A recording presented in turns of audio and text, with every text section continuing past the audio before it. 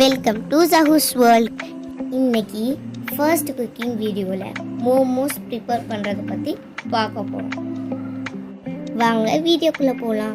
First stove on பண்ணி ஒரு pan வச்சுக்கோங்க. அதில் 3 டேபிள் ஸ்பூன் ஆயில் சேர்த்துக்கோங்க.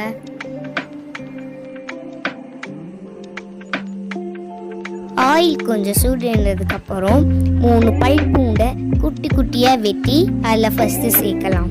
நெக்ஸ்ட்டு வெட்டி வச்ச 2 பச்சை மிளகாவை அது கூட சேர்க்கலாம். அதுக்கப்புறம் ஒரு கரண்டி எடுத்து வதக்கிக்கோங்க.